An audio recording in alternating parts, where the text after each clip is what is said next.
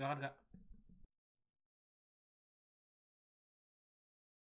Selamat pagi untuk yang di Indonesia. Senang sekali kita dapat bertemu kembali dalam acara pelajaran sekolah sahabat kita pada hari ini. Pada hari tanggal 14 atau 13 malam waktu Amerika, kita akan mulaikan lagi pelajaran yang baru kita dengan judul Kerinduan Bangsa-Bangsa. Pada hari yang pertama ini kita akan memulaikan lagi. Senang sekali ya, kita di Amerika baru selesai dengan acara atau perayaan Sabat dan kita memasuki hari pekerjaan kita. Baiklah, kita akan segera mulaikan acara kita. Mari saya undang kita semua untuk berdoa. Kita satu di dalam doa. Tuhan Allah Bapa kami yang ada dalam kerajaan surga, puji syukur kami panjatkan kepadamu atas pimpinanmu. Kami telah melewati lagi hari Sabat yang penuh indah. Dan kami masuki lagi Tuhan hari pekerjaan kami. Kami akan mendengarkan pelajaran melalui pelajaran sekolah sahabat. Biarlah Tuhan Engkau bersama-sama dengan kami, naungi kami Tuhan dengan Roh Suci-Mu dari surga agar kami dapat mendengarkan dan dapat menghidupkan dalam kehidupan kami sehari-hari. Pendeta Muda Tulus Nenggolan yang akan membawakan acara ini, pembahasan sekolah sahabat ini, biarlah Engkau menaungi di pikirannya agar dia dapat mengatakan dengan baik dan semuanya untuk pujian nama-Mu saja. Terima kasih Tuhan, dimanapun kami berada yang dapat mendengarkan acara ini, biarlah kami memperoleh berkat yang hanya selalu berasal daripada-Mu saja. Terima kasih Tuhan, sempurnakan doa kami. Dalam nama Yesus kami telah berdoa dan mengucap syukur. Amin. Selamat malam semuanya, dan pada saat ini kita kembali lagi mempelajari pelajaran sekolah sahabat kita.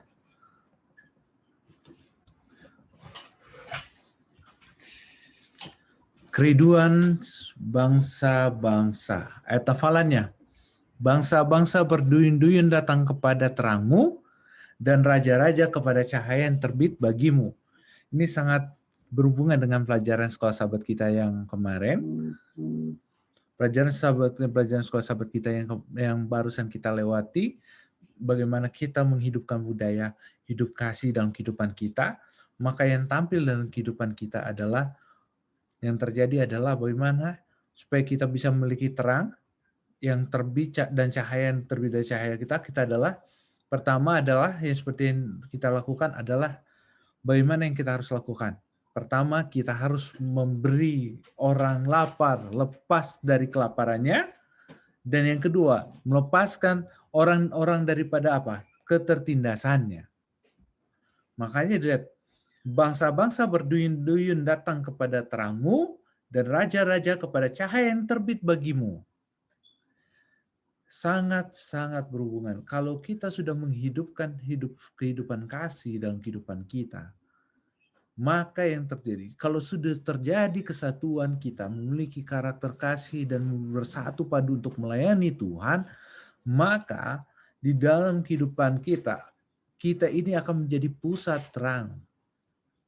Bayangkan kalau jadi pusat terang. Kalau kita memiliki sebuah terang yang luar biasa, kita bawa dia menjadi pemimpin. Di tengah kegelapan, ada orang yang memegang. Ini semua pengalamannya pada saat saya hiking, di tempat yang sangat gelap. Pada saat kami naik ke atas itu masih terang. Saya, Iin, Kalina, Aaron, pada saat itu hiking di tempat yang di daerah pegunungan. Nah, masih terang. Berfoto-foto sedap sekali. Tapi apa yang di Utah? Tapi apa yang terjadi?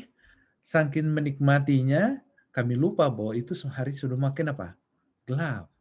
Setelah kami turun, memang gelap gulita, itu jurang kanan, jurang ke kiri. Saudara tahu apa yang kami pergunakan? Hanya dengan lampu senter. Itu aja susah tembus. Untung ada kelompok lain, yaitu sepasang suami istri orang Cina, bawa lampu senter yang memang tembus pandang. Jauh dia bisa benar. Jadi sehingga lampu itu kuat sekali, lampu itu terang sekali. Kami yang menuntun mereka untuk balik, tapi dia menyerahkan lampu senternya kepada Aaron supaya dia memimpin.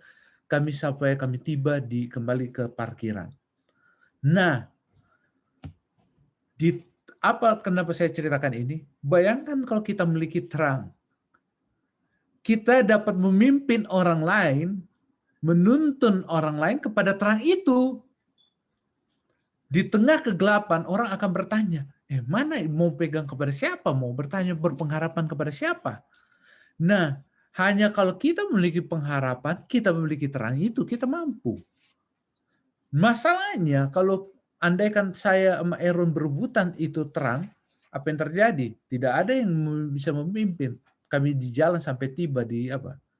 Tapi karena kami sama-sama bersepakat bahwa Aaron yang memimpin, memegang lampu itu, kami dapat tiba dan selamat. Nah, kalau dalam satu kelompok golongan itu sendiri, kita juga saling sikut, saling bagaimana kita menunjukkan terang itu kepada orang lain. Di sini, bangsa-bangsa berduyun-duyun datang kepada terangmu, raja-raja kepada cahayamu yang terbit bagimu. Lihat, kenapa ini bisa terjadi? Ini karena apa? Karena kehidupan kita sendiri sudah memiliki apa? Terang itu masing-masing. Kalau umat-umat Tuhan bercahaya, dan pada saat ini, kerinduan bangsa-bangsa adalah melihat terang itu dari umat-umat Tuhan.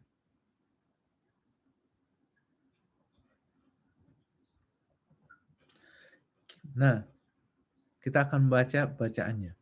Kita harus belajar dari sekolah Kristus. Hanya kebenarannya lah yang dapat melayangkan kita bagi salah satu berkat dari janji kemurahannya. Dibilang apa? Kita harus belajar dari sekolah Kristus. Kenapa? Hanya kebenaran Kristus lah yang dapat melayangkan kita. Tidak ada kebenaran orang lain. Tidak ada kemampuan seperti tadi saya katakan. Tidak ada seorang pun yang bisa menyelamatkan dirinya sendiri. Tidak ada seorang pun yang dapat memberikan terang. Kalau selain kita sudah bergabung dengan itu terang itu sendiri. Jadi kita harus belajar. Kita harus belajar dari sekolah Kristus. Sekolah Kristus itu adalah penyangkalan diri. Sekolah Kristus itu bicara tentang apa? Bagaimana kita bertarak dalam kehidupan kita. Bertarak bukan hanya bicara bertarak soal makan. Bertarak itu bicara tentang bertarak dalam semua kehidupan. Karakter kita harus menjadi sama dengan Kristus punya karakter. Kita telah lama menginginkan dan berusaha mencoba mendapatkan berkat-berkat ini, tetapi belum mendapatkannya. Karena kita berpikir bahwa kita dapat melakukan sesuatu untuk melayakkan diri kita menerima berkat-berkat itu. Kenapa? Kalau kita berpikir, seperti saya katakan pelajaran sekolah sahabat tadi pagi, tekankan oleh Jamin Tan Siotang. Pulang Jamin Tan Siotang. Apa yang dikatakan? Apa yang terjadi dengan kehidupan mereka? Apa yang membuat mereka bagaimana kehidupan jemaat yang dinyatakan untuk zaman akhir ini, Laodikia ini. Kita ini merasa kaya, kita berpikir bahwa kita dapat melakukan sesuatu untuk melayakkan diri kita menerima berkat itu. Kita berpikir bahwa kita bisa sogok Tuhan dengan uang kita. Kita pikir kita bisa atur Tuhan punya pekerjaan dengan uang kita. Kita pikir bahwa kita bisa mengatur semuanya dengan posisi kita. Lihat, sangat keras sebenarnya perkataan ini. Kita berpikir bahwa kita dapat melakukan sesuatu untuk melayakkan diri kita menerima berkat-berkat itu. Salah. Karena kita layak bukan karena kita layak dapat berkat. Saya selalu katakan, kita masih aja bisa hidup sampai saat ini karena kasih kemurahan Tuhan. Saudara-saudara dapat bertemu dengan kita karena kasih kemurahan Tuhan. Jadi tidak ada sebenarnya yang bisa melayakkan diri kita untuk mendapatkan berkat. Tapi karena kasih Tuhan. Dan pendeta Rantung tadi punya khotbah, sudah benar. Karena it is finished. Yesus sudah mati di kayu salib untuk kita. Tapi itulah yang membuat kita layak. Itulah yang membuat kita layak.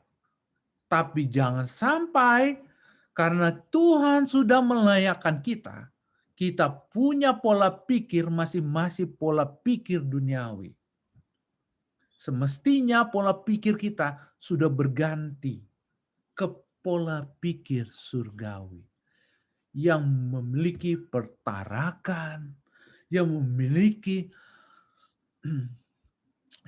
yang berpikir hanya untuk kemuliaan nama Tuhan, pekerjaan Tuhan, yang berpikir untuk penyangkalan diri.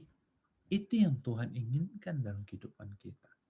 Karena Kristus sudah memiliki mencontohkan penyangkalan dirinya. Dengan apa? Meninggalkan tahtanya. Untuk apa? Menyelamatkan kita.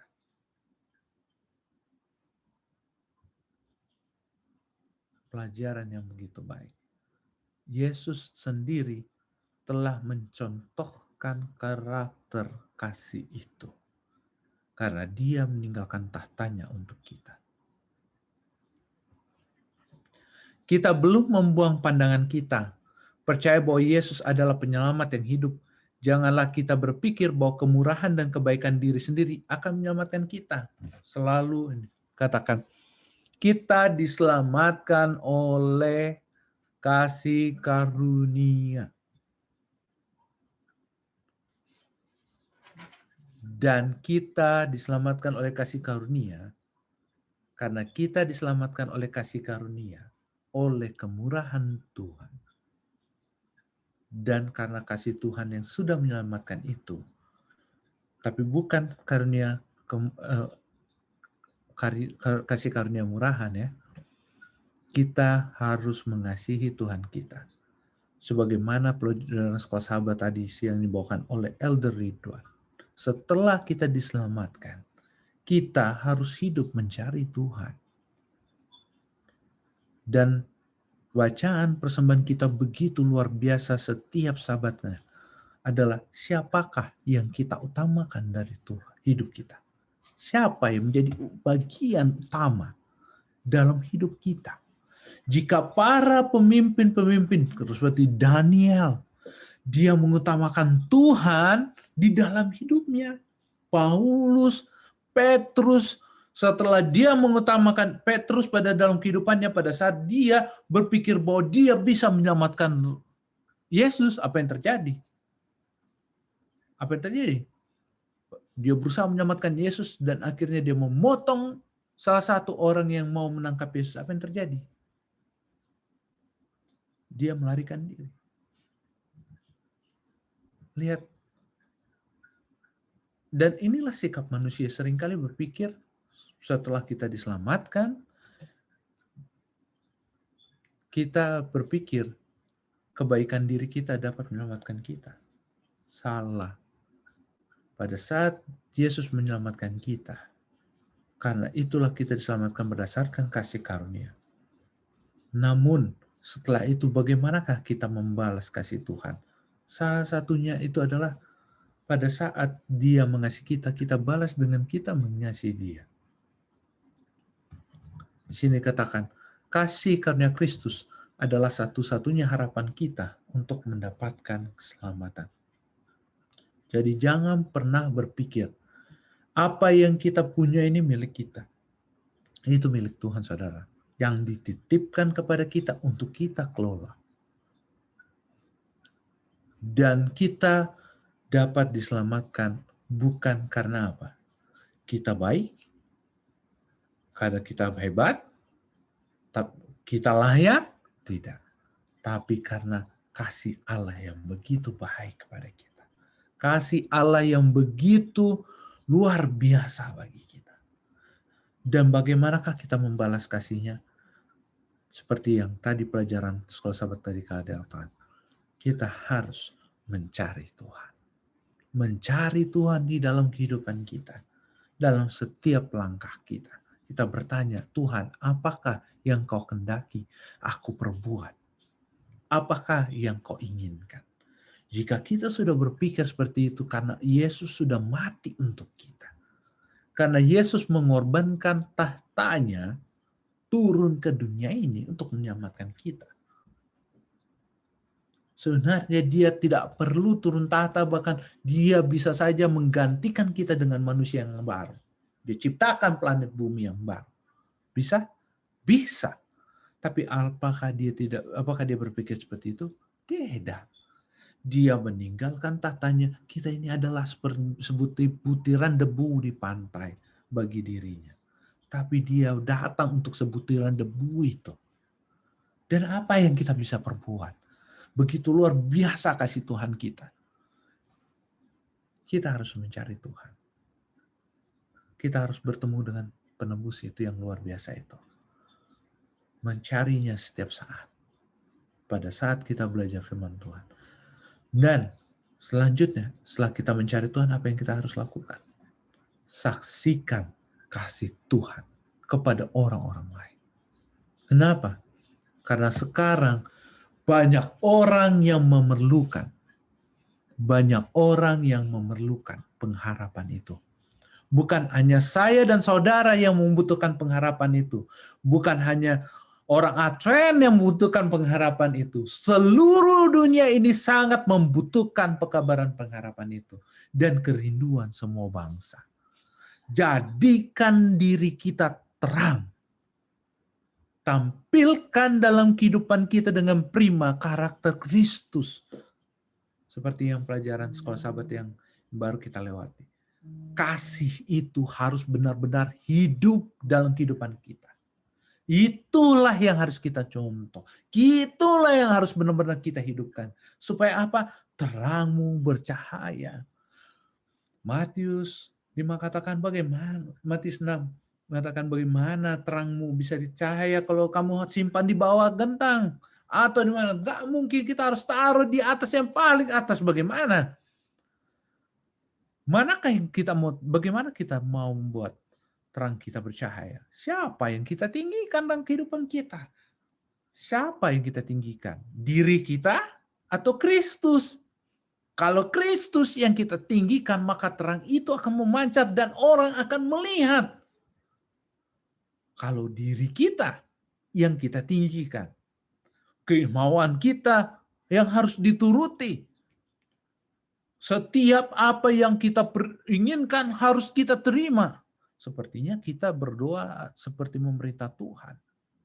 Segala sesuatunya kalau nggak ikut dengan kita punya kemauan adalah sebuah kesalahan. Yang sepertinya yang tidak sesuai dengan kita punya keinginan adalah salah.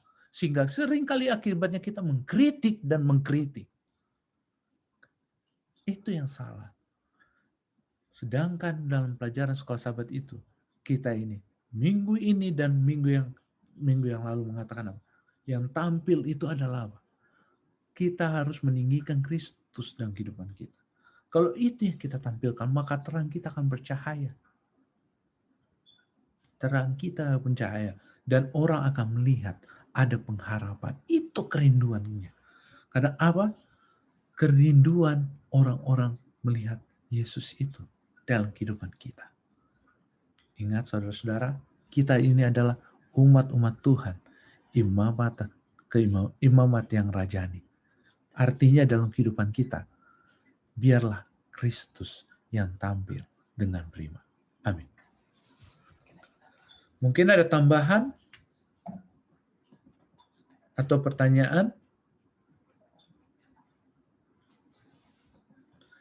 Kami persilakan.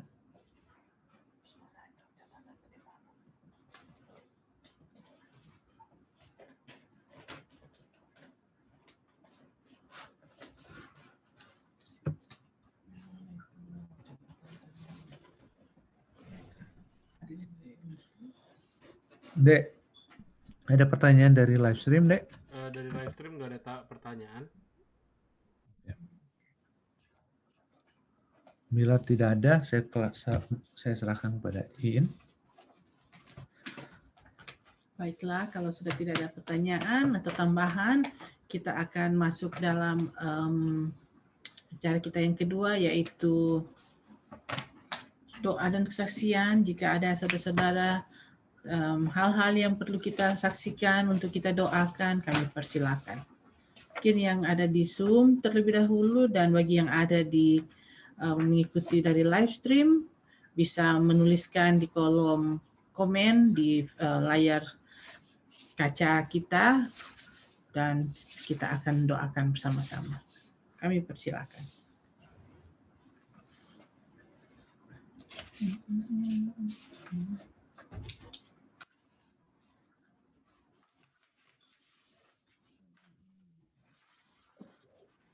Baik, saya mau kasih sedikit pengalaman yang saya rasa harus saya ceritakan ini.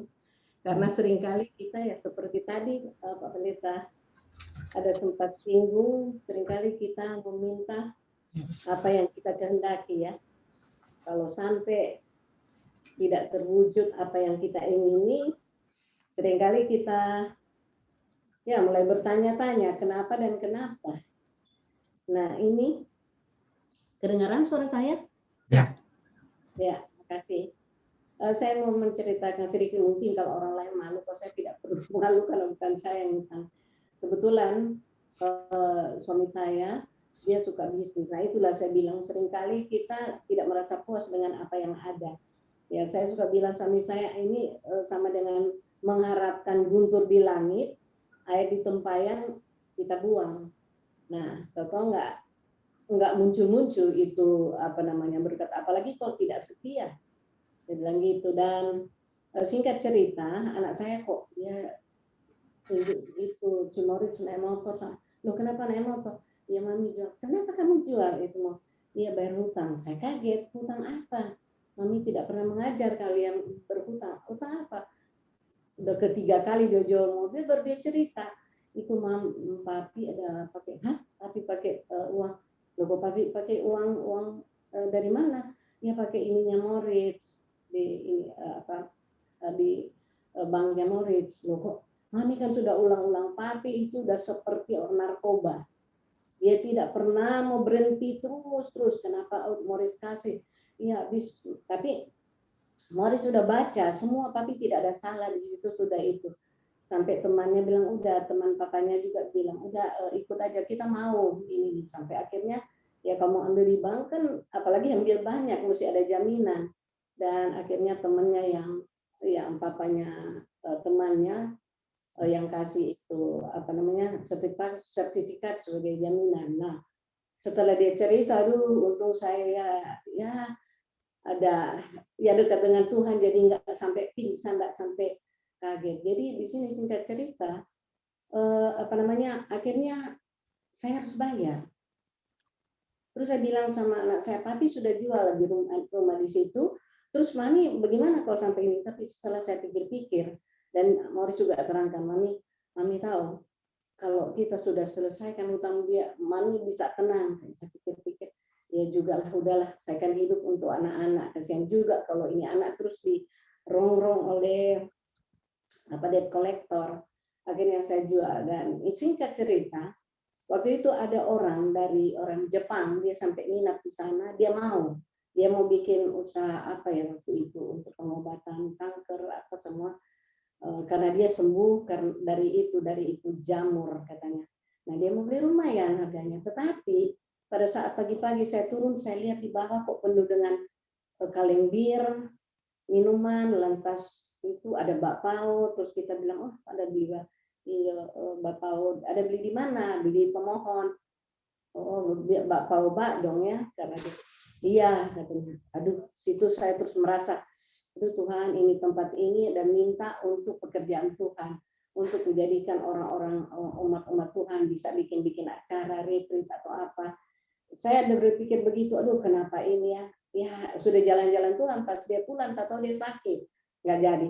Tapi sebelum itu bolak-balik datang orang, udah bawa minuman, mereka merokok. Lalu saya bilang, aduh, saya jadi merasa jadi kayak ketakutan. Aduh, saya harus kasih ini dia, sedangkan ini saya udah minta jangan sampai Tuhan marah. Akhirnya Maurice tanya, bagaimana mami? Mami sudah pikir, sudah ambil keputusan. Nantilah mami ini. Akhirnya saya berdoa, Tuhan, kalau saya ingin mesti selesaikan ini apa namanya hutang yang di suami saya bilang gitu. Tolong bantu saya Tuhan, kalau bisa Tuhan, supaya ini tempat tetap saya akan pakai untuk pekerjaan Tuhan. Kalau Tuhan kasih yang umat Tuhan yang ini, ambil Tuhan, kasih umat Tuhan, dan kalau bisa orang yang betul-betul ada uang. Jangan dia cuma cerita, pokoknya ada uang. Singkat cerita, 3 ke 4 hari, tidak sampai 1 minggu dia datang. Ada orang datang. Tante, katanya mau dijual ya. Saya bilang, oh iya, kenapa? Oh iya, tante masih ingat saya enggak? Kenapa? Saya kan dulu pernah nginep di sini. Aduh, kalau dengar suara saya bilang orang Batak, orang Medan juga dia. Saya dengar suara saya kayak kenal, tetapi namanya saya udah lupa. Saya Diana. Oh, aduh kamu udah cantik. Rupanya dia sudah ya banyak uang, jadi sudah permaksini sana sudah jadi lain, udah jadi cantik. Nah, terus dia bilang, tante udah kasih kita. Tante bilang oke, saya kasih. Tapi begini, berapa? Tante kasih aja sama saya sekian. Aduh, murah banget. Kita bilang begitu. Terlalu murah, coba kamu hitung sendiri aja. Saya bilang begitu. Iya tante, tetapi saya ada uang, saya mau bayar. Saya tanya anak-anak, Moritz bagaimana? Kalau cuma laku dibayar begini, cukup nggak? Terus dia bilang, ya cukup ya, tapi ya memang ya sangat tipis, kita kemungkinan sudah enggak, ya bisa lah. Ya, yang penting sudah bayar itu. Kalau soal bayar itu ada telepon begini-begini, tetapi saudara-saudara mau tahu, pada saat itu saya agak kaget. Aduh, dia cuma bayar segitu. Aduh, saya sudah mau ngomong, Tuhan memang betul saya butuh uang dan cari orang yang mau ini, tapi saya udah mau ngomong, cukup, kenapa ini? Artinya kayak saya mau komplain. Tetapi saudara tahu apa yang saya langsung rem, karena di situ ada doa saya. Tuhan, biarlah kehendak-Mu yang jadi. Dan itulah kehendak Tuhan.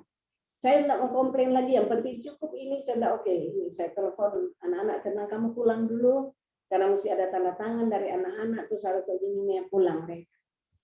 Aduh, kita sedih gini, tapi Om Ani enggak usah sedih, Tuhan sudah janji kok. Tuhan sudah janji bahwa Dia akan memenuhi kebutuhan kita. Tenang aja, Mam. Dan siapa tahu ini. Pokoknya enggak usah, jangan khawatir dengan Tuhan.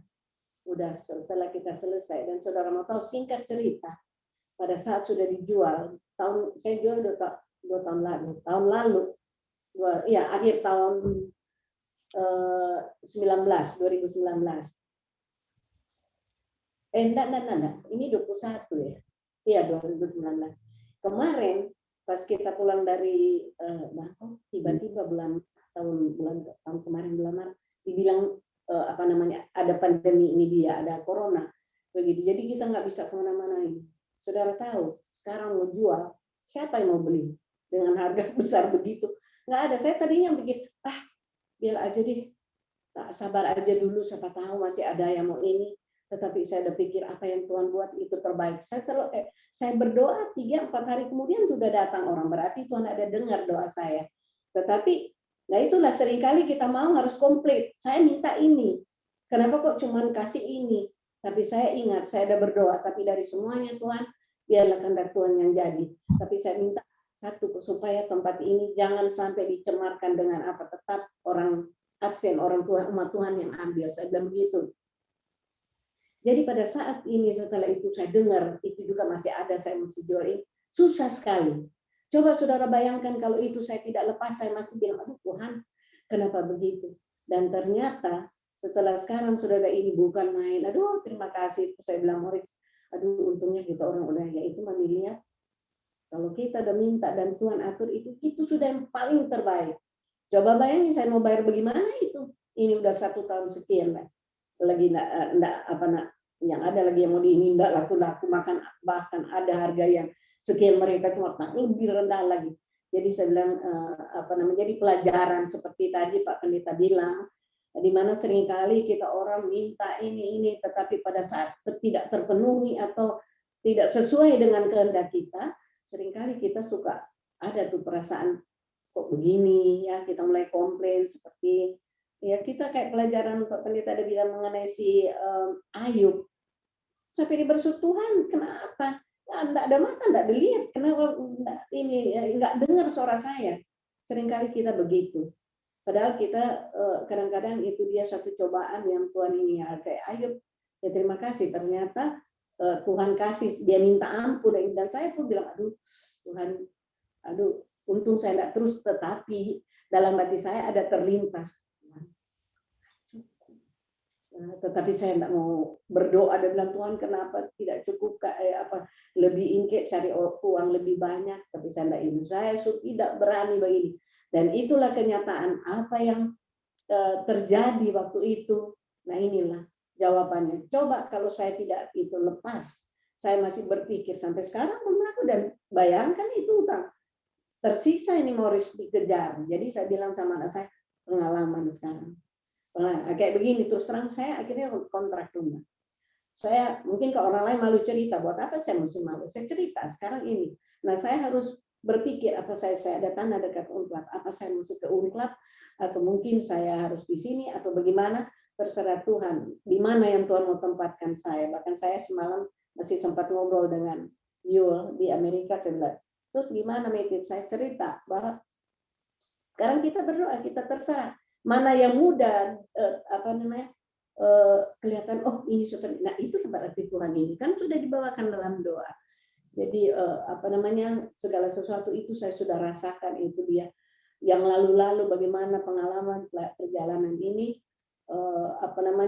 yaitu makanya kalau kita lihat ke depan ada kesulitan, kita ingat bahwa di belakang pernah nggak kita merasakan berkat dari Tuhan atau penyertaan Tuhan. Jadi kalau kita pernah rasa, anak saya komplain, Mami kan setia di ini, kenapa kok bisa begitu? Kok papi juga kan begini-begini? Jangan bertanya. Jangan bertanya, kamu di saat ada berkat, di mana kamu punya tempat? Kasih itu, apa itu tempat Tuhan? Iya juga sih ya, puji Tuhan mereka sadar. Tetapi yang saya saksikan di sini, pengalaman saya, yaitu apabila kita sudah serahkan sama Tuhan, ya itulah kita pegang. Biar Tuhan yang berperkara, Tuhan yang mengatur, itu yang terbaik. Jadi puji Tuhan, saya selalu terima kasih Tuhan, walaupun saya sudah tidak pegang uang. Morris bilang, Mami tidak usah takut, uang makan Mami, uang keperluan Mami itu nanti Audi Morris yang itu. Tetapi kan mereka juga punya keluarga. Cuma saya tahu pasti ada sesuatu yang Tuhan nanti akan buka jalan buat saya. Kan masih ada tempat yang mesti saya ini, tapi saya tahu pasti yakin bahwa Tuhan akan bantu saya. Terima kasih. Mudah-mudahan ini dapat menguatkan kita semua. Terima kasih. Terima kasih Tante Meti untuk kesaksiannya. Baiklah, kalau sudah tidak ada lagi kesaksian atau yang akan kita doakan, kita akan berdoa bersama-sama dan Pendeta Muda Tulus Nainggolan akan memimpin kita di dalam doa. Mari kita sama-sama berdoa.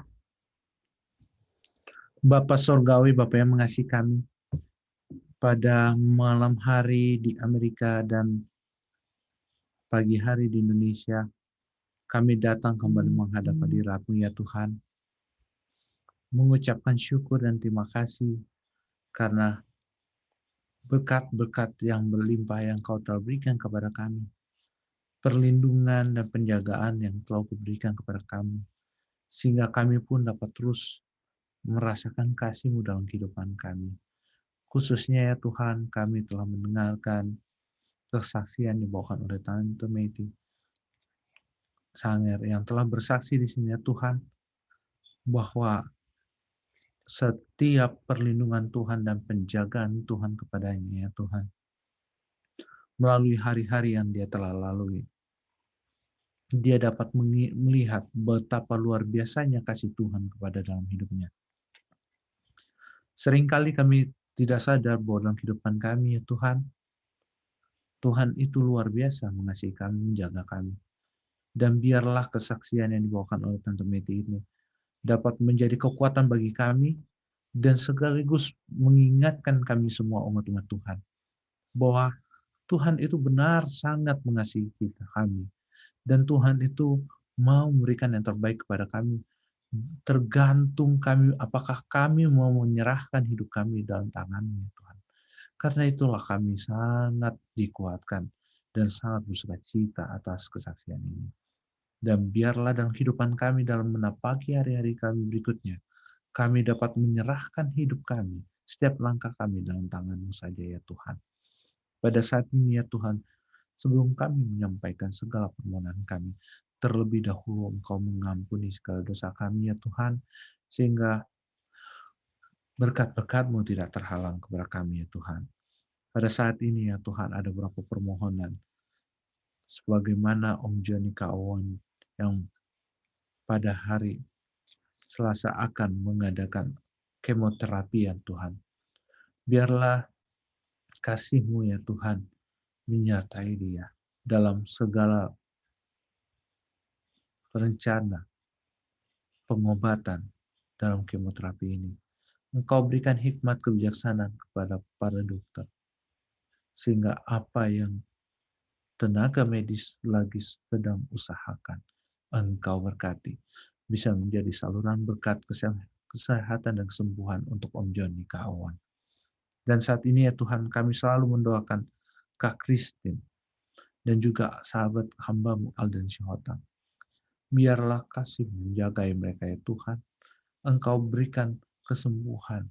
Engkau berikan kekuatan yang berasal dari surga. Engkau berikan pemulihan kepadanya ya Tuhan. Kami juga mendoakan pendeta Silutonga ya Tuhan. Engkau perhatikan hamba-Mu ini ya Tuhan. Kau tilik dia. Kau lihat dia. Kau lawat dia. Dan Kau dapat memberikan pemulihan dan kesembuhan yang berasal dari surga. Dan juga ya Tuhan, kami juga berdoa ya Tuhan untuk Tante Rose, Tante Yeni Poluan, dan juga Marcelo Tio ya Tuhan. Tuhan, kasih-Mu bersama dengan mereka ya Tuhan. Engkau berikan yang terbaik dan keputusan-Mu adalah keputusan yang terbaik. Dan Kau dapat memberikan kesembuhan dan pemulihan yang berasal dari surga. Kami juga mendoakan doa permohonan dari keluarga Opa dan Oma Lalaki dan juga Kak Evi Angelo ya Tuhan. Biarlah dalam hati, apa yang mereka telah panjatkan dalam hati mereka dalam pada saat hamba-Mu berdoa saat ini ya Tuhan. Engkau lihat apa kebutuhan mereka, apa yang mereka inginkan, dan Engkau jawab berdasarkan kasih-Mu saja. Pada saat ini ya Tuhan, kami juga mendoakan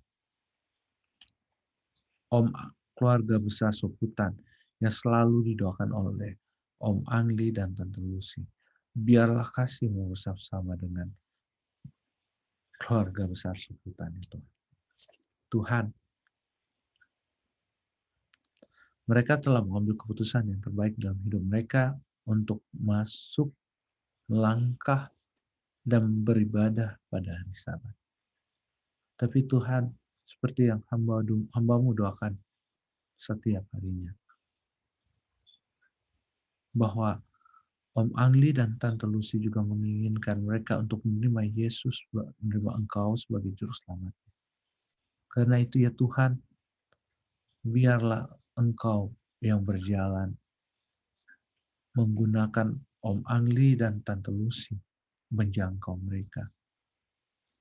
Biarlah Engkau dapat memanggil mereka untuk lebih dekat lagi, untuk mengambil keputusan menjadi Engkau sebagai Juru Selamatnya. Karena itu ya Tuhan, kami akan terus-menerus mendoakan keluarga ini. Dan juga ya Tuhan, kami selalu mendoakan apapun oleh Tante Eti. Dia mendoakan bosnya ya Tuhan, bersama keluarganya ya Tuhan. Dan biarlah kasih-Mu menyertai dia. Kau berkati dia, sehingga Tante Eti dapat menjadi duta besar di tempat pekerjaannya. Dan mereka dapat melihat Kristus dalam kehidupan Tante Eti pada saat Tante Eti bekerja. Dan biarlah nama Tuhan dipermuliakan. Dan dia juga selalu mendoakan juga keluarga besarnya, keluarga Memanti. Biarlah kasih-Mu bersama dengan Tante keluarga Sumanti ya Tuhan. Engkau melawat mereka semua. Engkau panggil mereka. Engkau tilik mereka ya Tuhan. Dan Engkau ingatkan mereka untuk mengambil keputusan menjadi pengikut Tuhan. Dan saat ini ya Tuhan, kami juga berdoa untuk Pendeta Stephen Rantung berserta dengan Ibu Pendeta dan anak-anaknya. Biarlah kasih-Mu bersama dengan mereka ya Tuhan. Engkau berikan Pendeta Rantung hikmat kebijaksanaan yang berasal dari surga. Sehingga dia dapat mengembalakan kami, mengembalakan umat-umat Tuhan dan menyertai kehidupan dia. Dan dia dapat memberikan kekuatan dan kesehatan dan dapat menjadi sebuah contoh bagi kami dan menguatkan umat-umat Tuhan untuk melayani Tuhan lebih semangat lagi. Dan itu semua karena perlindungan dan penjagaan-Mu kepadanya dan kepada seluruh umat-umat Tuhan. Hamba-Mu berdoa untuk seluruh anggota jemaat Fisdak dan seluruh umat Tuhan yang telah bergabung dalam Fisdak live stream dan Fisdak Zoom ini ya Tuhan. Biarlah kami semua dapat bersatu padu untuk mempelajari firman Tuhan dari hari ke hari dan juga dapat mendekatkan diri kepada Tuhan, melayani Tuhan, mengasihi Tuhan, dan juga menyatakan Tuhan melalui kehidupan kami. Tuhan, banyak segala permohonan yang kami ingin sampaikan, namun Engkau telah mengetahuinya. Karena kami yakin doa ini akan dijawab. Karena doa ini kami alaskan atas nama Yesus yang telah menjadi juru selamat dan Raja kami. Amin. Amin. Baiklah, acara kita pada malam hari ini telah selesai dan kami ada pemberitahuan untuk besok pagi atau besok malam acara kita akan karena di Amerika ada pergantian jam, jadi bagi kita ada mundur 1 jam bagi kita yang berada di Indonesia. Untuk waktu Jakarta kita akan mulaikan waktu 6.30 dan waktu Manado 7.30, tapi waktu Amerika 7.30 malam. Jadi kita akan ada perubahan. Bagi saudara-saudara yang dari Jakarta, kita akan memulai 1 jam lebih awal, 6.30, dan yang ada di daerah Manado dan sekitarnya akan kita mulaikan pada jam 7.30. Baiklah, sampai kita bertemu lagi pada besok malam. Tuhan selalu memberkati kita dimanapun kita berada. Terima kasih sudah bersama-sama dengan Jemaat Fisdak. Bersama-sama dengan kami di Jemaat Fisdak, pelajaran sekolah sahabat yang untuk kita baca. Malam hari waktu Amerika, pagi hari waktu Indonesia, kita akan masuk kepada bagian yang kedua, ya ada hal-hal yang dapat kita doakan bersama. Silakan.